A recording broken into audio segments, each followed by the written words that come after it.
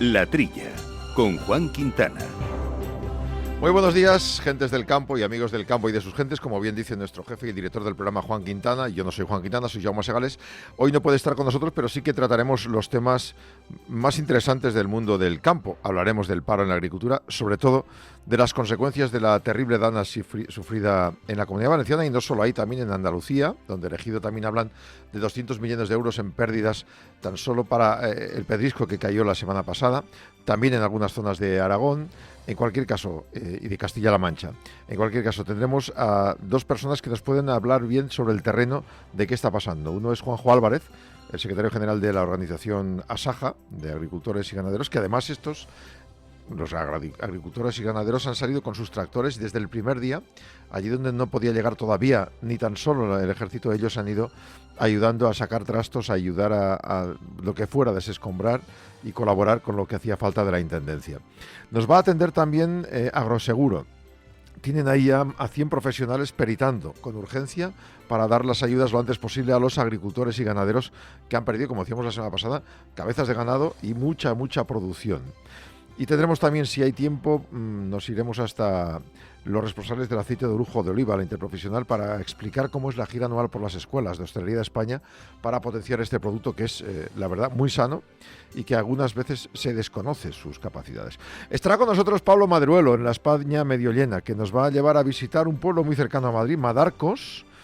Ahí está Jorge, que emprendió hace unos años en la Sierra de Madrid para crear un ahumadero de salmón. ¿Cómo se le ocurrió la idea? Saben que estas cosas pasan o porque te has quedado tirado sin algún servicio y lo creas, o por aquello de sujétame el cubata. En este caso él estaba comiendo salmón en las Islas Canarias y se pensó, ¿y por qué no montó algo así con el salmón en Madarcos, en la Sierra de Madrid? Pues lo consiguió. Como no está Juan Quintana, sí que ha querido mandarnos un saludo con editorial para que sepamos cuáles son los temas que más preocupan a los expertos del sector como él. Escuchen. Buenos días, Jaume, y buenos días a todos los oyentes. Una pena no poder estar con vosotros en la trilla como es habitual, pero vamos, no quería dejar pasar la oportunidad de al menos mandar y trasladaros algunos comentarios de una semana que ha sido muy intensa, sobre todo, y lo más importante, por el tema de la dana, mucho más allá del sector agrario, afectado, como todos sabemos, a toda la sociedad, a las personas, que es lo más relevante, pero es verdad que en nuestro campo, en nuestro sector, los daños han sido enormes, tanto en la parte agrícola, explotaciones enteras que han quedado arrasadas, frutales, por supuesto todos los sistemas de riego y muchísima ganadería, muchos animales ahogados y explotaciones totalmente arrasadas también en el campo de la ganadería. Veremos ahora cómo se reacciona. Sabemos que Agroseguro está ya actuando de manera rápida y tendremos que ver un poco, pues bueno, pero ya en el medio plazo, no de manera inmediata, evidentemente, cómo se puede compensar y cómo se compensa a los que han tenido este tipo de pérdidas. Y también, por supuesto, las decisiones que tomen el gobierno nacional y regional en este campo, en el campo agrario. En todo caso, habrá que ver, primero valorar las pérdidas, que desde luego no va a ser sencillo, y luego ver ya pues las compensaciones que se puedan o no poner sobre la mesa. De eso estaremos desde luego muy pendientes. Lo que sí que me ha sido también, dentro de todo lo negativo, pues ver cómo los agricultores de otras zonas, de zonas próximas y no tan próximas, se han acercado con su maquinaria para ayudar a todas las personas, no solo a los agricultores, a limpiar, a intentar mejorar y salir lo más rápido posible del atolladero en el que están ahora mismo. Así que en ese aspecto, pues un aplauso para todos estos agricultores y ganaderos solidarios que se han acercado a Valencia. Bueno, y por otro lado, no llueve siempre a gusto de todos. Pues fíjate que en la otra punta, en Extremadura, en la parte más oeste de nuestro país, las circunstancias son bien diferentes. La lluvia constante y suave que ha caído estos últimos meses, pues lo que están haciendo es que, precisamente por un sector como el del ibérico de bellota, el ibérico de nuestro país, que es muy relevante, pues las perspectivas sean positivas, porque esto ha generado buenos pastos, buena bellota, y además el mercado, se supone que en la economía, en el desarrollo, el momento actual que tenemos de la economía, es previsible que el consumo navideño también se dispare, con lo cual para un sector como este, pues el año, en cambio, pues parece que va a ser bastante positivo. Y quería terminar, Jaume, hablando de algo que va a tener mucho impacto posiblemente en nuestro sector, como es el que Trump haya ganado las elecciones en Estados Unidos. Lo hemos podido vivir ya con distintas medidas proteccionistas, como pasó en la aceituna de mesa, pero tal como plantea él su política exterior y su política de defensa radical y a ultranza de sus sectores, mucho me temo que se van a empezar a poner importantes barreras a las exportaciones europeas y de otros países, por supuesto, también a Estados Unidos. Y esto seguro que va a afectar mucho a nuestro sector, donde tiene en este continente, en especial en este país, un importante polo de negocio. Aquí habrá que estar muy atentos porque, sin duda, Bruselas tendrá que hacer su presión correspondiente. Al final se puede llegar a convertir en una guerra comercial que no beneficia a ninguna de las partes, pero me temo que a Trump eso le importa muy poquito. De cerca también esta cuestión. Vale, Jaume, amigos de la trilla, un fuerte abrazo. Un fuerte abrazo, Juan, gracias. Bueno, pues este es el editorial de Juan Quintana. Vamos a tratar estos asuntos en los próximos 55 minutos. Vamos a arrancar pues con toda la información. Hablaremos profusamente de lo que está ocurriendo en Valencia. Antes, otras noticias también. El paro en la agricultura subió un 1,87% en octubre respecto al mes anterior. Son 1.600 desempleados más. Y hay ahora mismo 87.500 personas sin trabajo en el sector primario, según el Ministerio de Trabajo. Las cifras reflejan que el desempleo en este sector ha descendido un 14% en comparación con el año pasado. Es decir, hay 14.400 parados menos que en octubre del año pasado. Entre los extranjeros, el paro agrícola subió un 4,6 mensual, 847 personas, pero baja el 11 anual, el 11%. Hay 19.000 desempleados. En octubre hubo 150.000 contratos en la agricultura, 8,12% más respecto a septiembre, pero un poquito menos, 0,06 nada, prácticamente nada menos respecto al mismo mes del año anterior. De estos contratos aún sigue habiendo mitad fijos, temporales, indefinidos, y mitad temporales, perdón. En términos generales, insisto, en el mes de octubre había 26.700 personas más desempleadas en el Servicio de Empleo de España. Esto significa, por tanto, que respecto al año pasado, con la gran sequía, en el campo y en la ganadería se ha contratado un poquito más. Los datos son mejores que el año pasado en el mismo mes. Y eso pues solo puede deberse a factores exógenos, que puede ser o mayor producción, por tanto, porque hay más clima o porque hay más opciones, o directamente pues porque en muchos casos hay algunas empresas que han podido exportar más. Podemos suscribir las dos, pero en cualquier caso el hecho de que no haya hecho tanto calor como el año pasado y que haya un poco más agua puede hacer posible que se haya contratado más en algunos servicios concretos de recolección de frutas, de hortalizas, de la uva, por ejemplo, y todo esto.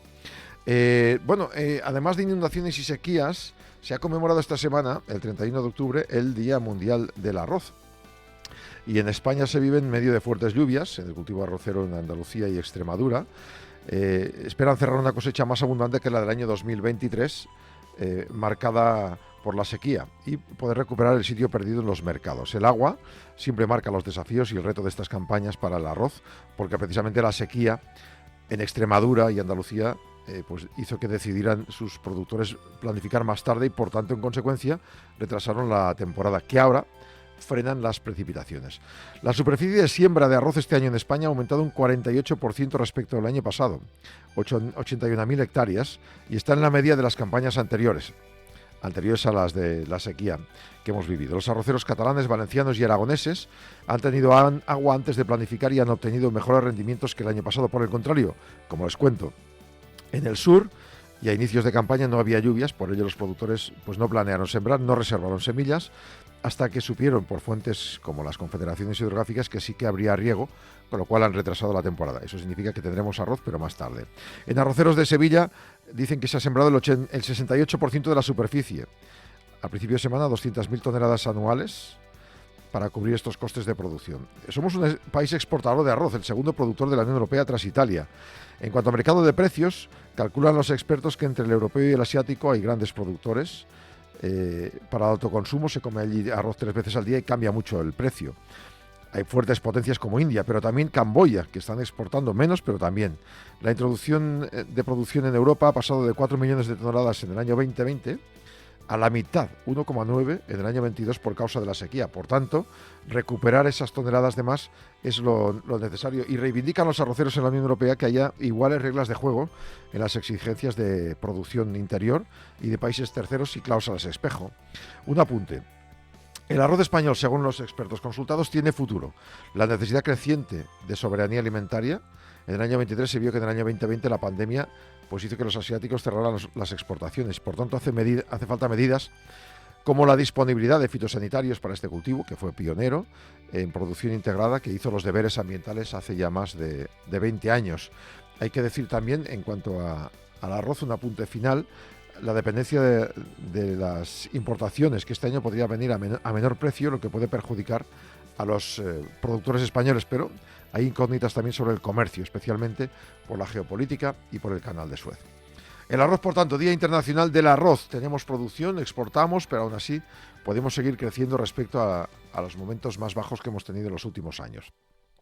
Y ya que hablábamos de cláusulas espejo, vamos a hablar del comisario europeo designado para comercio, Marcos Šefčovič. Ahora están en el examen para saber si van a ser o no pues los responsables de cada una de las condiciones de las carteras de la Unión Europea. Bueno, pues espera condiciones muy justas en el acuerdo comercial de la Unión Europea y Mercosur. Siguen las negociaciones a nivel técnico. Habrá un momento en que habrá que involucrarse a nivel político. Aún no han empezado. Y fíjate que llevan desde el año 2019, cuando se firmó los países de Mercosur y la Unión Europea, este acuerdo que no se ha ratificado, porque ambos bloques desde el año 19, llevamos 5 años negociando las demandas en ámbito medioambiental por parte de la Unión Europea. Europa siempre ese gran paquidermo. Es verdad que es necesario tener esas medidas bien concretadas porque luego pueden surgir problemas, ¿no?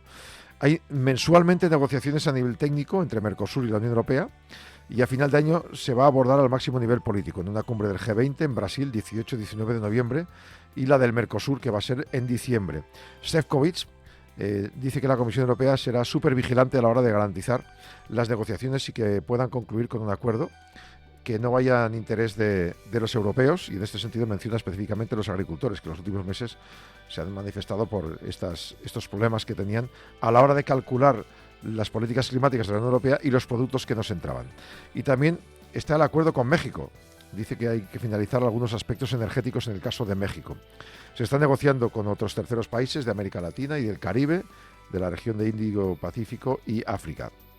Y un apunte, los comisarios designados han empezado ya estos, como decíamos, respectivos exámenes para conseguir pues ese cargo que les permita ser los responsables de la política de cada una de las secciones de cada uno de los ministerios de la Comisión Europea. Y como les contamos, muy pendientes de lo que ocurre en Valencia, los agricultores, les hemos visto muchas tractoradas reclamando y reivindicando, bueno, pues han sido los primeros que se han movilizado con toda su maquinaria pesada, tractores, palas y remolques, retirando escombros, rescatando personas, limpiando calles, desde muchos pueblos y comarcas, no solo valencianos, de Cantabria, de Aragón, de muchos otros sitios han llegado a Valencia desde el 29 de octubre y han contado pues que lo que han hecho primero es rescatar a la gente de las casas y del agua. Lo más urgente era la rapidez, tenían la maquinaria oportuna y no han dudado en lanzarse al barro para conseguir que se pusiera todo a punto o lo máximo posible para cuando entraban los bomberos y el ejército poder ayudarles. En Utiel limpiaron de escombros a final de semana y ya habían terminado. Se iban a otras localidades a ayudar, hasta 60-70 kilómetros, 200-300 tractores con palas, remolques ayudando a despejar la Huerta Sur, la Ribera, según Unión de Llauradors, Unión de Agricultores, también retirando coches y escombros de las vías. De Zaragoza, Huesca y Teruel se pusieron en marcha muchos a zonas como Catarroja, por ejemplo, y la idea era estar 4 o 5 días haciendo viajes para tener un mínimo de 15 o 20 vehículos siempre allí en la zona. Se ha movilizado, como digo, agricultores de otras comunidades, incluso hasta de Cantabria. Por eso hay que agradecer a ellos, a todo el sector, que lo está sufriendo y mucho, porque ahora comprobaremos cuáles son las afectaciones de la Dana en esa zona y también, ¿por qué no?, en Almería y en Castilla-La Mancha, pero después de sufrir lo que están sufriendo, están ayudando de forma pues generosísima a toda una población que está desesperada. Saludamos en esta mañana a Juanjo Álvarez, que es el secretario de organización de Asaja. Juanjo, buenos días. Hola, muy buenos días. Yo imagino que toda la población, al menos desde aquí, queremos rendiros homenaje a todos los agricultores y ganaderos por ese trabajo ímprobo, dejando los problemas atrás y saliendo como han podido corriendo a ayudar a las personas que estaban afectadas. Bueno, pues muchas gracias. La verdad es que el sector agrario siempre da la cara, siempre está a disposición todos los agricultores de España para ayudarse entre unos y otros. Como ya se demostró en su día en la pandemia, que fuimos los que salimos a desinfectar las calles, pues ahora nos han requerido en Valencia y en algunas zonas pues para ayudar y para, bueno, pues quitar esas catástrofes que hay por las calles y hacer todo lo posible. Por lo tanto, pues ahí estamos, os agradecemos la solidaridad con los agricultores en este momento y todos los agricultores de España, en Asaja, así lo han demostrado, solidaridad con los agricultores valencianos en este momento y con todo Valencia, pues para ayudar a hacer todo lo posible con nuestras maquinarias y con todo lo que sea necesario, materialmente también. Algunos habrán perdido también sus propiedades, sus vehículos, posiblemente, o también parte de su vivienda en algunos casos, pero también, y muy importante, y a eso íbamos hoy en la entrevista, lo que se puede perder en el campo. Se habla de cifras que a nosotros nos provocan escalofrío. ¿Qué datos podría darnos usted ahora mismo de qué se calcula que puede estar afectado en el campo español? Pues estamos hablando que en la agricultura, en el campo, en Valencia, han afectado 33.728 hectáreas, tenemos contabilizadas. Esto supone aproximadamente casi 1.100 millones de euros de pérdidas catastróficas en este momento para el sector agrario, en infraestructuras, maquinaria, vehículos agrícolas, recolecciones, etcétera, etcétera. Estamos hablando que, por ejemplo, los cítricos se ven afectados en su recolección en casi 300 millones de euros. 15.900 hectáreas de cítricos, es decir, catastrófico. En caquis, 54 millones de pérdidas, en hortalizas, 25 millones, aguacate, 8 millones, en infraestructura, 120 millones, invernaderos, 15 millones. En fin, la cantidad es dantesca de todo lo que se ha perdido materialmente, pero yo desde aquí también lo que quería hacer es un balance y una solidaridad y un recuerdo, sobre todo a los fallecidos, que es lo más importante. Materialmente es todo catastrófico, pero las pérdidas humanas es también ha sido tan dantesco y tan catastrófico que tenemos que estar todos con el pueblo valenciano en este momento. Desde luego que sí, sobre todo insistiendo mucho en que las vidas humanas es lo primero. También luego, efectivamente, el futuro que espera a muchas personas. Muchos han perdido sus talleres, sus zonas de trabajo. ¿Qué va a ocurrir? Aparte de esos datos de pérdidas actuales, ¿cuántos meses se puede esperar para volver a tener el campo más o menos en funcionamiento? Es decir, si se pierde zona de cítricos y los árboles hay que replantarlos, o en otros sitios, o por ejemplo las zonas de regadío, pues volver a poner todas las instalaciones. Estamos hablando de meses y por tanto también de estar parados, ¿no? Claro, va a haber ahí unos meses ahí de trabajos parados en el campo, todo el tema de infraestructura de regadío, de árboles. Ya veremos cómo influye también todas las inundaciones que ha habido en la Albufera en el tema del arroz. Por lo tanto, quedan unos meses de trabajo y todavía de valoración y recuento de pérdidas que van a ser muy muy importantes. Estamos hablando ahora mismo de Valencia, pero es que en Almería también quería decir que, bueno, pues la catástrofe que ha habido de las lluvias y pedriscos del Ejido, que ha destrozado también más de 6.000 hectáreas en el campo de Dalías en Almería y en el Ejido. O sea que ha sido también catastrófico los invernaderos que se han perdido, y solamente el daño que han hecho a los plásticos supone que estamos hablando de 80 millones de euros en el tema de daños de plásticos, sin contar la pérdida que ha habido en pimiento, berenjena, pepino, tomate también en Almería. Por lo tanto, lo que estamos dando que por delante queda muchísimo trabajo, tanto en Valencia como en Andalucía y también, por supuesto, en la zona más afectada que ha habido en el límite de Albacete con Murcia, que también ha sido catastrófico, claro. Creo que Agroseguro están ya con la investigación con el peritaje. En estos casos se tarda mucho en recibir la ayuda. ¿Cómo se gestiona todo esto? Bueno, pues lamentablemente Agroseguro lo que tiene que hacer es hacer un peritaje en condiciones, y en este momento el Ministerio de Agricultura, del que depende de Agroseguro, tiene que ponerse en marcha, manos a la obra y estar pendiente de las necesidades en este momento de los agricultores y de ganaderos también que han perdido a sus animales, pues de hacer ese recuento y de reponer cuanto antes estas pérdidas que tienen en este momento en el campo. Muchas que han sido aseguradas, y luego de las que no están aseguradas el Ministerio de Agricultura tendrá que hacer algo y tendrá que dar ayudas directas a los agricultores, porque en este momento, ¿dónde está el ministro Planas? Hay muchos ministros que han aparecido, están en crisis de gobierno, hay comités en la presidencia del gobierno, de la ministra de Trabajo, del ministro de Transportes, del ministro de Justicia, de Interior, pero ¿dónde está el ministro Planas? Todavía no se ha visto al ministro Planas hablar de las pérdidas de la agricultura y la ganadería en España en estos días, con la dana tan catastrófica que ha sido la peor dana que ha habido de todos los tiempos. ¿Dónde está el ministro Planas? Escondido, no dice nada. Es cierto que al menos tenía que haber mandado algún mensaje de ánimo y haber dicho estoy trabajando en Bruselas, porque igual hay manera de conseguir alguna subvención añadida. No sé si a través de algún tipo de partida, ¿no? Pero sí que es verdad que salir a tranquilizar a los agricultores y ganaderos.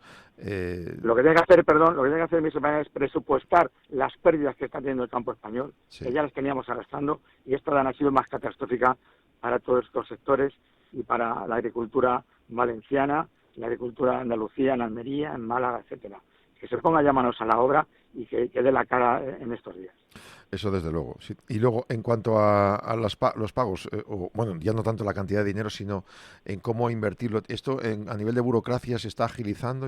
¿Han recibido algún tipo de comunicación para los principales afectados poder salir adelante ya? ¿O tardará mucho tiempo esto? Lo que ha aparecido ha sido el Real Decreto de medidas urgentes que sacó ayer el Gobierno en el Boletín Oficial del Estado, y por lo tanto lo que estamos es que se puedan agilizar cuanto antes. Así como en Agroseguro hay que comunicar las catástrofes y los partes en una semana, se ha pedido que por lo menos se dejen 15 días para poder hacer y llegar y ser efectivos en los partes que se den de las pérdidas. Por lo tanto, hay que agilizar todos los trámites burocráticos en todas las administraciones en este momento, porque es necesario ante esta catástrofe. Una punta que ya es muy inferior y tal vez quedaría al final de la entrevista, ¿no? A nivel de producción, todo esto tampoco se va a producir, tampoco se va a vender, no va a llegar a los lineales y por tanto estamos hablando de bastantes pérdidas en cuanto a cantidad de kilos de producto, ¿no? Claro, estamos hablando que ha afectado mucho a la recolección de frutales, de hortalizas, de los cítricos. Ya teníamos problemas con los cítricos en España, con las entradas de terceros países que están entrando naranjas de Sudáfrica y de otros países, que es vergonzoso, que no cumplen además los estándares que estaban cumpliendo los agricultores valencianos, y encima, bueno, pues acrecientan en este momento también estas pérdidas que van a ser tan cuantiosas, claro. Desde luego que sí. Pues mucho ánimo, un abrazo de parte de todos los españoles de bien por lo que están haciendo por nuestros conciudadanos, salvando vidas y ayudando, y ojalá se vaya arreglando poco a poco, sin pausa pero sin prisa, todo lo necesario a que puedan cobrar el dinero y que puedan, porque claro, estas plantas que hay que ahora mismo que se pierden, nuestros invernaderos, ¿en un año se puede tener todo restablecido o es complicado? Es muy complicado, porque esto ha sido un tsunami, sí. Nunca mejor dicho, es una catástrofe. Ojalá se pudiera recuperar, pero va a ser muy complicado. Mucha suerte, gracias por atendernos desde Asaja, secretario general Juanjo Álvarez, un saludo y gracias. Muchas gracias a vosotros, gracias.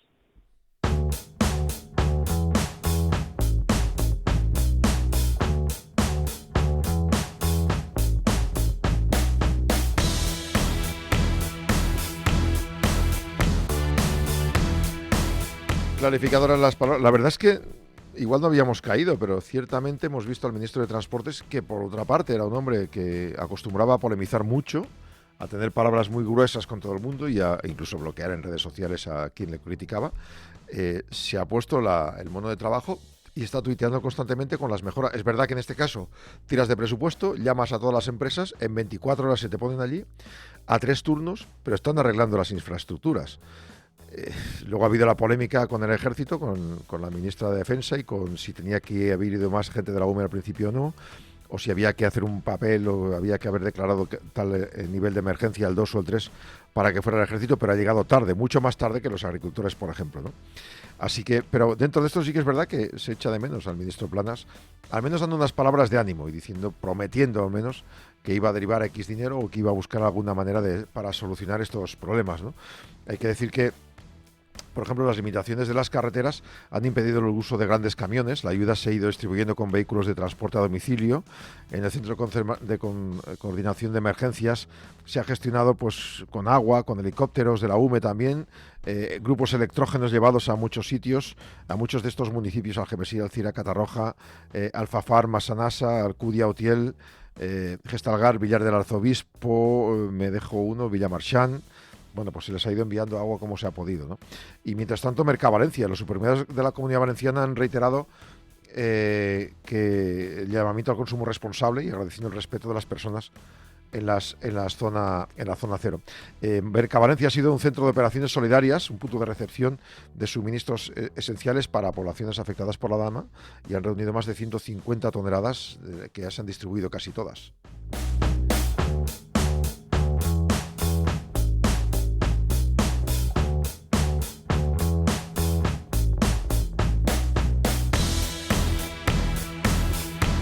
Pues esto es lo que ha ido ocurriendo en el Centro Logístico Alimentario de Mercavalencia, que no se han visto afectadas sus instalaciones por estar al otro lado del río. Pues hombre, sí que estaban afectados muchos clientes y proveedores, ¿no? Han podido acceder, las tiendas de la capital han sido abastecidas de productos frescos.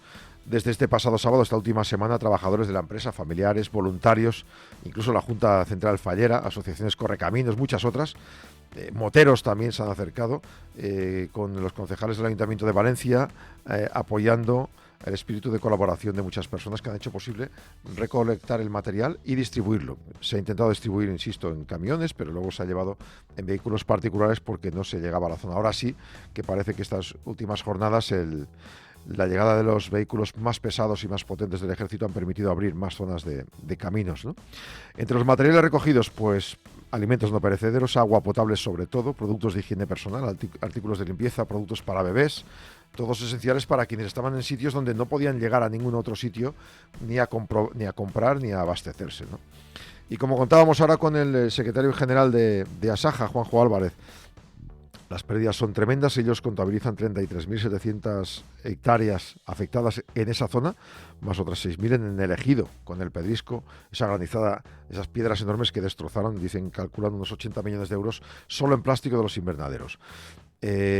Si calculamos los 1.100 millones de euros perdidos en material en la huerta valenciana, más que donde se incluye maquinaria, infraestructura, los cítricos, la campaña prácticamente perdida, hortalizas también, los caquis y muchos otros servicios, pues la verdad es que para ellos es un momento muy triste, aunque están ayudando, insisto, en las tareas de cooperación para restablecer los servicios básicos. Los primeros análisis que se han calculado eran unas 20.000 hectáreas, ahora están llegando algunas asociaciones como Asaja a calcular hasta 33.000, con un valor potencial de muchos millones de euros. Algunos hablan de 160, 200, otros hasta 1.100, en función de lo que se valore, si es la producción o también todo el sistema de trabajo, es decir, la maquinaria y todo lo demás, ¿no? Los efectos de la dana, que además ha cobrado la vida a más de 200 personas, han causado daños enormes en infraestructuras también y viviendas. En muchas de las comarcas, granjas de porcino, vimos también algunos animales, 2.950 animales muertos, según la Consellería de Agricultura, en las explotaciones ganaderas. Se han retirado animales de 17 explotaciones de porcino, ovino, equino y avícola. Se ha atendido avisos de recogida de cadáveres en vías públicas de algunos animales, y se ha intentado suministrar el pienso garantizado de alguna forma. Vamos a saludar al director general de Agroseguro en esta mañana de radio, Sergio de Andrés. Buenos días. Buenos días, ¿qué tal estamos? Se encuentra usted además en Valencia, ¿no? Sí, efectivamente, estoy aquí a pie de campo. A pie de campo con lo que estamos encontrando, que es todo tremendo. Para empezar, creo que habían dicho que iban a poner hasta 100 peritos, ¿no? Claro, efectivamente es enorme toda la superficie que hay que peritar, ¿no? Sí, bueno, pondremos, nuestra estimación inicial es lo que desplegaremos hasta 100 peritos, pero por supuesto desplegaremos todo lo que sea necesario. O sea, esa es la primera estimación y lo que ya tenemos a pie de campo, una parte muy importante de ellos. El problema que estamos teniendo es la dificultad en el acceso a las parcelas, pero según se vaya pudiendo acceder, pues ese número de peritos se irá incrementando y desplegaremos todo lo que sea necesario. Nos hablaba ahora el secretario de Organización de Asaja de unas 33.000 hectáreas, según le habían dicho sus compañeros, y claro, las pérdidas hay ellos hablan de 1.100 millones, claro, si ahí incluimos la producción, los árboles que se pueden haber roto y también, pues no sé, desde los canales de riego, es decir, ¿todo eso va incluido o hay que hacer peritajes por separado? Sí, nosotros principalmente lo que peritamos es la producción, la cosecha. Lo que es la cosecha es lo que principalmente pues peritamos desde Agroseguro. En los datos que están dando pues alguna organización agraria o los que usted comentaba, pues ahí están incluidos pues canales de riego, infraestructuras, otra serie de elementos que están excluidos de la producción. En algunos casos había la suerte que parte de la cosecha se había recolectado, en muchos otros no, y por tanto nos explicaba que están habiendo de pues pérdidas en cítricos, en caquis, hortalizas, en algunos más, ¿no? Imagino que los que estaban a punto de, bueno, no sé cómo se valora esto, los que estaban a punto de recolectar o los que ya habían plantado para el año que viene, ¿no? Y las plantas que se han roto, los árboles. Sí, bueno, ahí, pues hombre, como bien dice, pues en función del cultivo, la situación es diferente. Los caquis que estaban próximos a recolectar, puesto que la recolección es ahora empieza en este mes de noviembre, prácticamente toda, pues eso, y además es una de las zonas cero que podamos llamar, toda la zona de la ribera del Júcar, que se concentra prácticamente la totalidad del caqui, pues eso, los daños son muy evidentes. Hay otros sectores, otros cultivos, como bien decía, como los cítricos, que tampoco se habían recolectado, que también van a tener unos daños sustanciales y afecta la producción de este año. Y luego, pues, el tercer sector que también afecta bastante la producción son las hortalizas, que también, pues, hasta al estar a pie de campo, sobre el terreno, pues claro, todas las riadas y todos los efectos devastadores de la lana se lo ha llevado por delante. Y luego, pues el cuarto sector más afectado ha sido lo que es la uva de vino, sobre todo también en la zona de Utiel-Requena, que hay una gran implantación. Ahí, por suerte, pues la producción estaba ya recolectada y lo que más se ha visto afectado pues es la propia cepa, que en muchos casos pues se ha levantado, se ha arrancado, se ha arrastrado. Incluso las infraestructuras, pues la viña en espaldera, las infraestructuras pues, han podido verse arrancadas, todo eso está cubierto por el sistema de seguros agrarios y todo eso pues también hay que peritarlo. ¿Hay algún cálculo así inicial muy somero? Ya entiendo que no se puede afinar mucho sobre cantidad de hectáreas y cantidad de dinero que hará falta. Pues lo que le puedo decir es hectáreas, porque el dinero, pues hasta que no empecemos las peritaciones, derremos las primeras peritaciones, pues al ser tan devastador los efectos no tenemos otra situación histórica con la que podamos comparar. Entonces, bueno, en las hectáreas pues sí estamos manejando entre 20 y 24.000 hectáreas, lo que podría haberse afectado principalmente en la provincia de Valencia. Estamos hablando de la provincia de Valencia, que es donde está concentrado la mayoría de los efectos. Y bueno, pues sí, el capital asegurado, que es lo que podríamos hablar en esas 20-25.000 hectáreas, pues podría estar en torno a los 180, 200 millones de euros aproximadamente. Estos peritajes normalmente llevan su tiempo y más esto, ¿no? Como decía usted antes, no sé si con drones o algo se puede agilizar. ¿Cuánto tiempo se puede tardar en saber cuánto se debe a cada uno y cuánto puede tardar en recibirlo? Pues depende también, como anteriormente le decía, depende también del cultivo. Pues el caqui sí que las peritaciones serán más rápidas, puesto que una parte, prácticamente toda la cosecha puede estar en el suelo y era próxima a la recolección. Eso pues podemos estar hablando que durante este mes de noviembre, primeros de diciembre, puede estar ya prácticamente todo peritado. Y sin embargo, pues en los cítricos es más complicado porque hay variedades durante todo el invierno, pues hay variedades más tempranas, desde esta época de otoño hasta final del invierno, que son las variedades más tardías, y ahí depende, pues en cada caso de la variedad y de la zona también. Estábamos hablando también de otras zonas con nuestro invitado anterior, también elegido, hablaban de una zona bastante complicada por el pedrisco. En ese caso, ese pedrisco que vimos todos en la televisión, que la verdad era muy exagerado, luego habrá que ver esas hectáreas y cómo ha afectado, como usted bien dice, la producción, porque una cosa es el plástico y la otra la producción, ¿no? Sí, la producción, pues la verdad es que el pedrisco fue espectacular. La parte buena es que fue mucho más localizado que lo que ha sucedido aquí en la provincia de Valencia y sí que la producción se ha visto afectada e incluso pues hay algunos invernaderos que también se han venido abajo y también se han visto afectados. Y luego, ha llovido mucho en Castellón y en Tarragona. Todo eso todavía no hay, o sí hay información de campos que hayan tenido problemas con la producción. Sobre eso todavía no tenemos información porque con tanta lluvia hay que ver más la evolución de los cultivos, cómo evolucionan en las próximas semanas por la humedad. Ahí lo peligroso pues es la humedad que pueda afectar a las producciones, a los frutos. Una curiosidad, también me hablaban antes desde Asaja del tema de los arrozales, toda la zona que tenemos ahí ahora mismo. ¿Cómo puede haber afectado todo esto? ¿Puede haber arrasado con ellos o se puede haber aprovechado algo de material? Sí, puede alguno que haya verse afectado. La verdad es que a la fecha no nos consta nada importante en la zona de Arrozal. Ojalá no haya afectado Ojalá, mucho. sí. Ojalá no haya afectado mucho. Pues nada, buen trabajo. Sé que tendrán ahí son bastantes días, imagino, los que tiene que estar usted por ahí con todo el equipo, ¿no? Sí, pues estamos aquí un poco organizando, que lo importante ahora pues es atender en tiempo y forma a los agricultores y ganaderos que ya bastante han tenido a nivel personal con esta terrible lana, pues por nuestra parte ofrecer el mejor servicio, ser lo más rápidos posibles y atenderles incluso en la parte más personal. Sin duda. Muchas gracias por atendernos, Sergio Dantes, director Bueno, general de Agroseguro. Un saludo, ¿eh?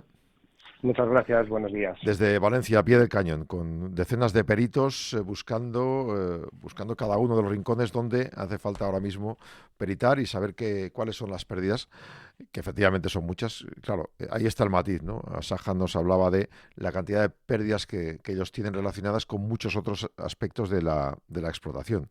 Con Agroseguro, pues claro, efectivamente la producción puede estar garantizada, tienes asegurados ese capital de hasta 200 millones de euros en la zona, pero si la cosa se deriva hasta 1.100 en pérdidas por otros temas, prácticamente eso les cubre un 30%, un 25% de las pérdidas. El resto tendría que ser desde otras partidas.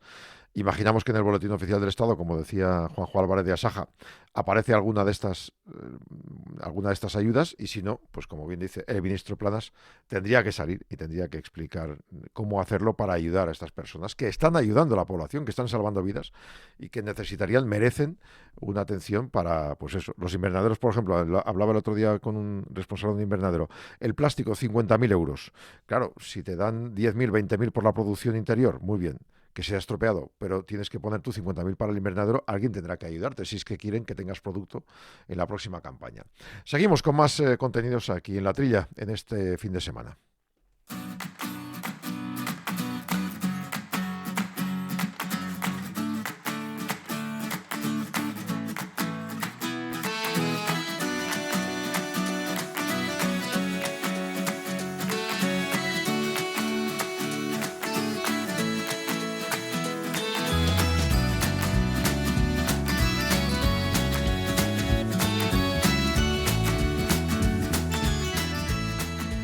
Tenemos más noticias que ya se refieren a otros aspectos. Por ejemplo, tengo una investigación para conocer desde la Western University de Ontario, Canadá, en colaboración con una empresa norteamericana, Green Light Bioscience, una nueva generación de plaguicidas ecológicos contra la araña roja. El responsable del equipo de investigador y profesor de biología en la Universidad de Western de Ontario ha presentado estos resultados de una investigación en la reunión internacional sobre este genoma de la araña roja que se ha celebrado en Logroño, aquí en La Rioja. Es la 14ª reunión internacional. Es un hallazgo mundial. Ha dado muy buenos resultados en laboratorio y en ensayos de campo. Previsiblemente podrá estar comercializado en el plazo de un año, según el responsable de Green Light Bioscience. España tiene su sede de esta asociación en Sevilla, y estos especialistas en genética han añadido que esta nueva generación de plaguicidas, en lugar de contener sustancias químicas, se producen por tecnología RNE de interferencia, que permite apagar genes esenciales de las plagas y empezar así un proceso de destrucción de su propia estructura. Es decir, le enseñan a autodestruirse, de tal manera que la plaga de la araña roja se puede frenar sin utilizar plaguicidas. El descubrimiento de este mecanismo ya recibió el premio Nobel en el año 2006 y ha demostrado ahora, fíjense, llevamos 15 años, ¿no?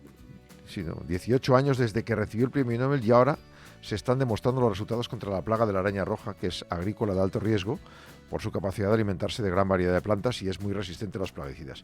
18 años para conocer estos resultados. A veces nosotros queremos ir muy deprisa y nos damos cuenta de que la técnica y la ciencia va a otro ritmo. Más luego también pues los procesos de seguridad alimentaria que hacen que tengan que estar pendientes de cualquier detalle y por tanto cualquier investigación tiene que estar refrendada por muchos expertos. Bueno, de momento ya han conseguido desarrollar esta nueva generación de plaguicidas con RNE para hacer que los genes esenciales de las plagas se aparten y hagan que la misma plaga fallezca. Hablaba Juan Quintana del sector micológico, que busca unidad y profesionalización en medio de una escasa legislación. El mayor intento hasta ahora para conseguir aunar esfuerzos a los recolectores de setas ha sido crear una asociación interprofesional interterritorial de recolección de setas silvestres, seteros profesionales. Se constituyó, pero bueno, por ejemplo en Castilla y León hay una asociación de seteros profesionales, pero está sin actividad. Había muchas expectativas, pero no ha habido una buena respuesta por parte de los recolectores. Los expertos indican que la recolección de setas ni siquiera está reconocida como actividad profesional, y eso que es uno de los objetivos de esta asociación.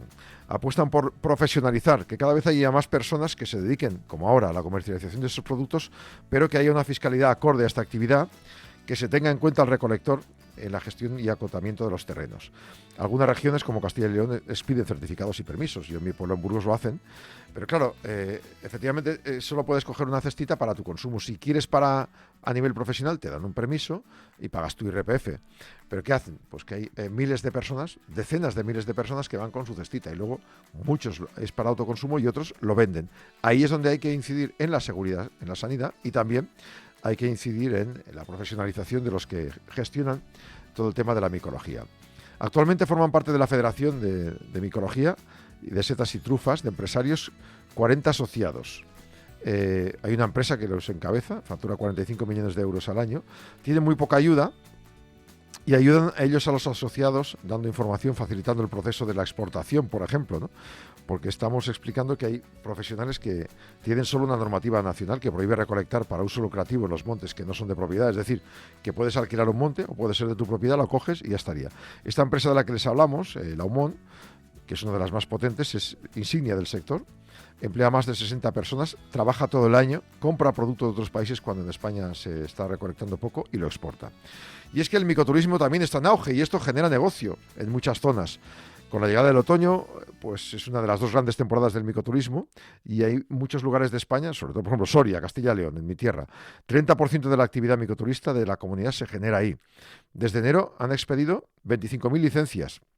Es un tema que se enclava en el medio rural y todo, pues claro, genera que muchas de estas licencias sean vas a tomar algo, comes algo o incluso te pones a dormir ahí o vas con la familia y eso genera turismo y genera dinero.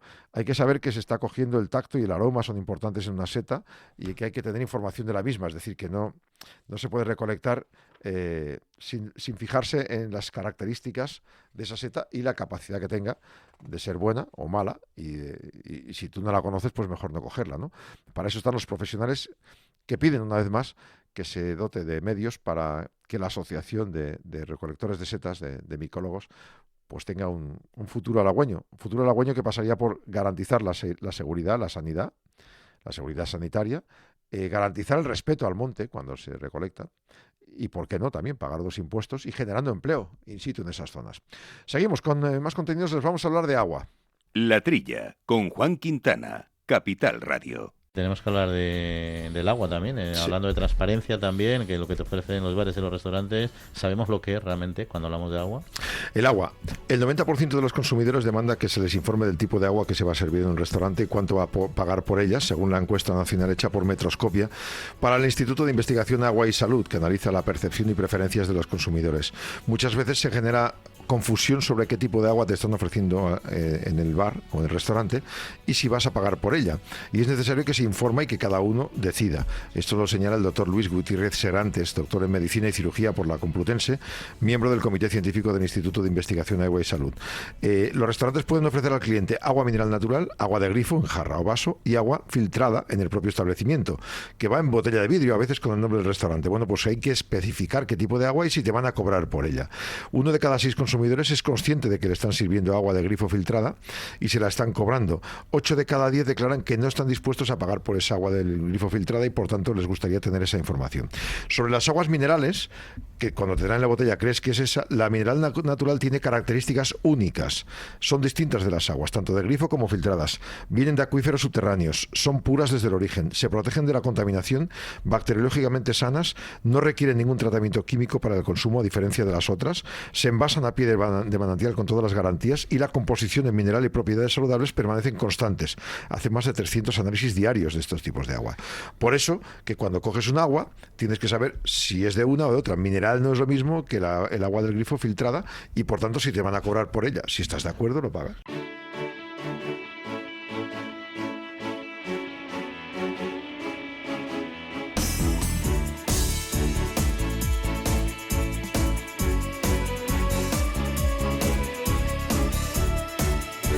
En un instante estamos con Pablo Maderuelo y la España medio llena. Antes les vamos a hablar también de la montanera, la buena maduración de la bellota, como proponía Juan Quintana hoy en su editorial.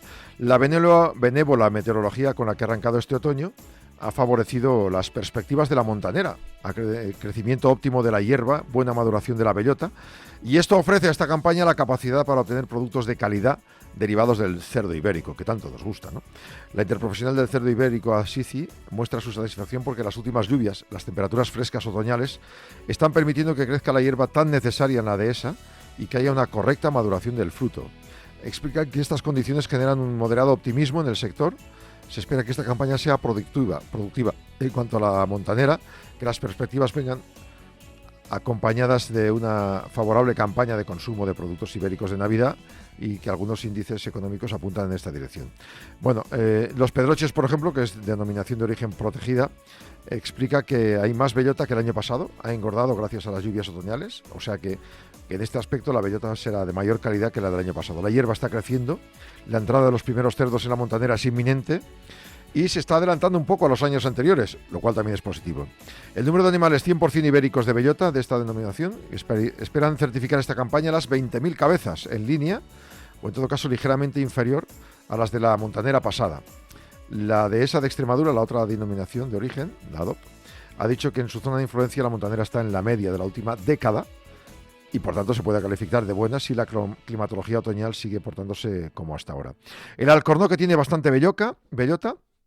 La encina está al 60% de su capacidad, aunque el fruto está muy sano y engordado, dicen los expertos. Si se ajusta la carga ganadera a la producción, se espera conseguir pues, alimentos de calidad, de mucha calidad en esta campaña.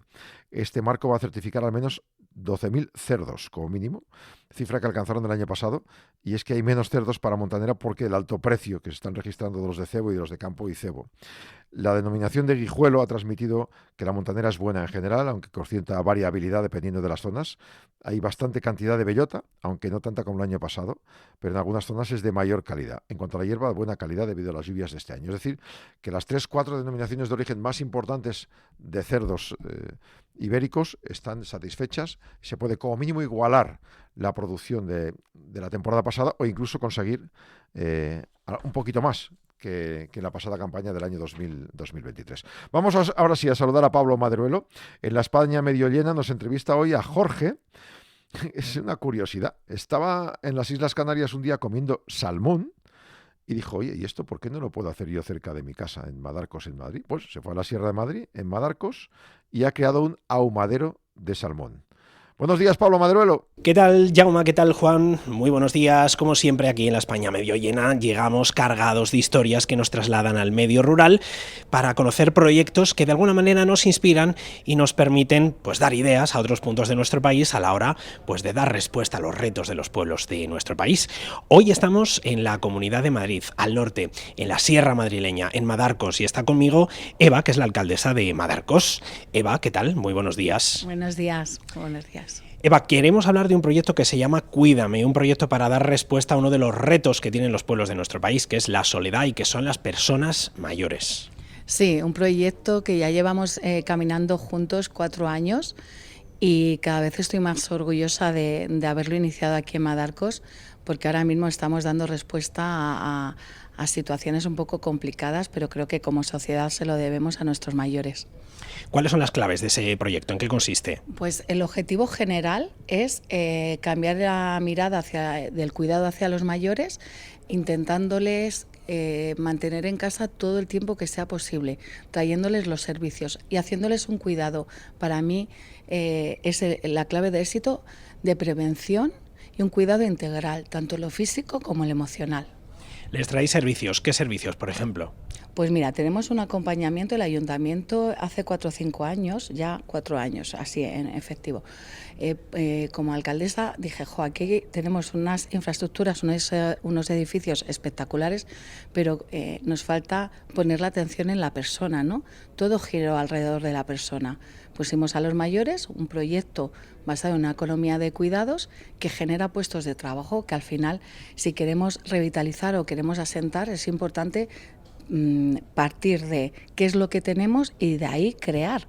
Y si tenemos personas, vamos a hacer lo posible para que puedan ser ellas mismas las que generen, impacten ese efecto multiplicador de generadores de empleo y encima esa parte que yo te decía, ¿no? Como sociedad se lo debemos a nuestros mayores, el cuidarles.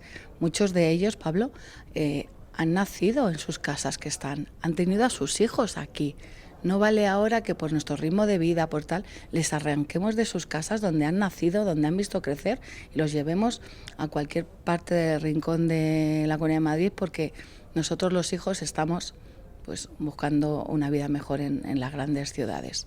Cuidados también la comida, por ejemplo, ¿no? Sí, mira, aquí los hacemos, que hay 2 personas contratadas por el ayuntamiento que les visitan todos los días, les llaman por teléfono los fines de semana, o sea, están en continuo acompañamiento. Luego van a comer todos los días al bar. Están yendo cerca de aquí de Madarcos suben como unos 15 y de Horcajo vienen 5. Ellos, o sea, les traemos los servicios también según ellos vayan necesitando, ¿no? Y una cosa también, Pablo, muy importante, que no les apartamos, no porque tengan 80 o 90 años o 94 como Nieves, no, es que ya tienes una edad que tienes que ir como al centro rural abierto, que tenemos un centro rural abierto aquí en Madarcos, todos los días, que también me parece como un peculiar, ¿no? Hacer ese esfuerzo. No, ellos llegan al bar, tienen su menú, comen allí y luego pues el que quiere se queda a jugar a la brisca o a las cartas o se va a su casa. Y hay otros, por ejemplo, que cogen su comida y se van porque están en otro proceso. Les acompañamos al hospital a hacer la compra. Si tenemos que dormir con ellos porque pasan una mala noche, estamos por ellos. O sea, al final creas como una red de cuidados que lo que nos hace el mantenerlo en el tiempo es que podamos dar respuesta. Esto es importante también, lo de la comida, por ejemplo, porque cuando uno vive solo, ya es mayor, pues a veces no varía mucho la comida, te compras lo mismo, lo justo, lo mínimo, se te estropea, ¿no? O sea, tienes que andar mirando un montón de cosas. El poder ir a comer a un sitio y además hacerlo acompañado con otras personas enriquece no solo en lo que te nutre la comida, sino en lo que te nutre psicológicamente. Para nosotros fue como la primera medida a tomar, ¿no? Fue el que salieran de sus casas a comer. ¿Por qué? Por lo que dices tú. No solo cumplimos ese objetivo, qué es lo que comen, qué calidad, qué cantidad, sino el hecho de que ya se tienen que arreglar y salir, y los ves, y hablan entre ellos, y les comentas cosas. Al final es ese envejecimiento activo de la forma más natural. Ellos también, hay una parte, bueno, ellos y todos, ¿no? Yo les decía siempre, o sea, nosotros queremos cuidar, pero también os tenéis que dejar cuidar. O sea, hay que aprender a que nos cuiden, Pablo. A mí la palabra cuida me parece tan bonita, ¿sabes? Yo te digo ahora, cuídame, tú me tienes que cuidar. Entonces, pero es recíproco. Entonces, el comer para nosotros y para ellos es pues cumplir muchos objetivos. Te voy a decir una cosa, que el otro día lo comentaba. Mira, hay dos parejas, los demás están pues viudos o solteros, pero hay 2 parejas, ellas tienen 86 años. Tú sabes, para ellas, ¿sabes? Mujeres de campo, de pueblo, que todavía tienen la historia de hay que atender al hombre, si yo valgo, ¿por qué me van a hacer la comida? Pues han logrado romper eso, y porque han visto que al final repercute en su salud, en su bienestar, y han roto, empezaron a comer un día con su ritmo. A los meses dijeron, Eva, vamos a venir a comer ya 2 días, y ahora están comiendo todos los días, de lunes a viernes comen todos los días. O sea, han roto barreras, Pablo, que para mí también es para dejarlas ahí en la historia. Eso también da puestos de trabajo, también da trabajo no solo para estas personas que están visitándolas, sino también para Charo, que les da de comer, para Juan Carlos en la escuela de hostelería, ¿no? Al final lo que te decía, ¿no? ¿Qué es lo que tenemos? Personas, pues vamos a ver cómo giramos todo alrededor. Yo cuando hablaba porque este proyecto lo han puesto como proyecto piloto en la Comunidad de Madrid y se está intentando llevar a otros municipios menos de 250 habitantes, yo lo decía, ¿sabes? Sí, lleva la parte social, pero también lleva esa parte de crear empleo y lo que ya no solo se genera creando esas personas que se están dedicando, sino todo lo que hay alrededor. Si Charo tiene todos los días a comer 20 mayores, abre todos los días a las 10 de la mañana, ya tiene un menú.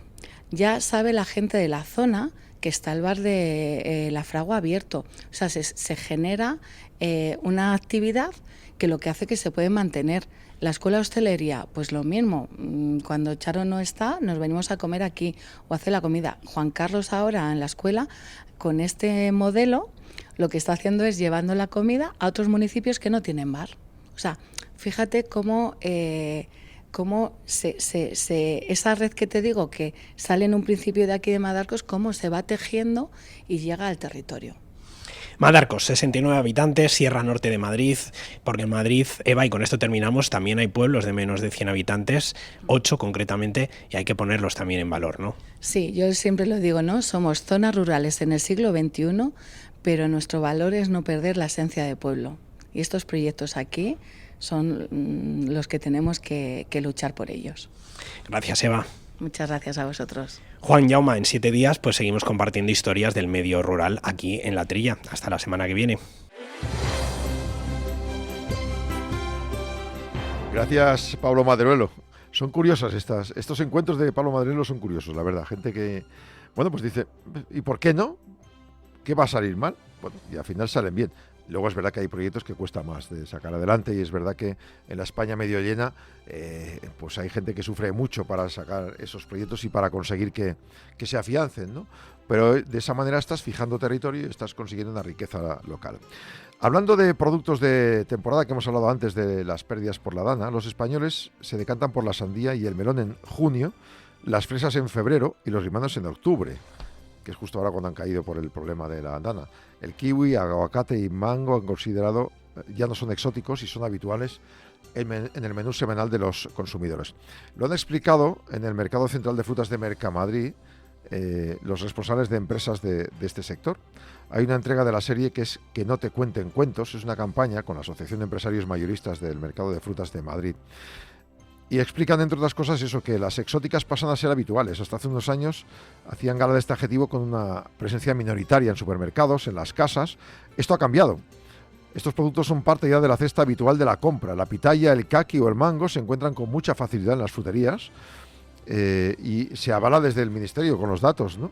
Según el informe de consumo alimentario de hogares españoles, las frutas exóticas, plátano exótico, kiwi, aguacate, chirimoya y piña, son los tipos de fruta fresca que más se compran.